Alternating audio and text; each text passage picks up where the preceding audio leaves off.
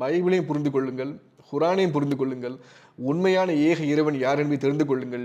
இந்த உலகத்துக்கு இறைவன் வந்தது காரணம் மனுஷனோடு உறவு கொள்ளும்படியாக தவிர, மற்றபடி மனுஷனே நியாயத்தீர்க்க மாத்திரம் கிடையாது. நீ குற்றவாளின்னு சொல்லி உங்களை அடிமைத்தனம் பண்ண கடவுள் வரல.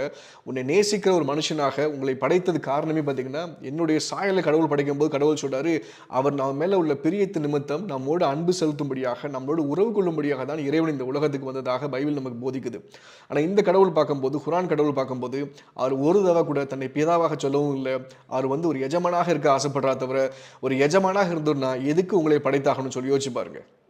இவர் தன்னை பிதாவாக சொல்வது நிமித்தம் தான் உங்களுக்கு சொர்க்கம் தாரேன், பரலோகம் தாரேன், உங்களோடு வாசம் பண்ண ஆசைப்படுறேன்னு சொல்லி மனிதர்களோடு பேசுவதற்காக தான் கடவுள் நபிமார்களை தேர்ந்தெடுத்தாங்க. ஆபிரகாம்லேருந்து பார்த்தீங்கன்னா இன்னைக்கு வரைக்கும் எத்தனையோ ப்ராஃபிட்ஸ்ட கடவுள் இடைப்பட்டாங்க. கடைசியில் பைபிள் கொடுத்து ஆண்டவர் சொல்றாங்க, வானமும் பூமியும் ஒளிந்து போகும் தவிர என்னுடைய வார்த்தை மாறாது அப்படின்னு ஆண்டவர் சொல்றாங்க.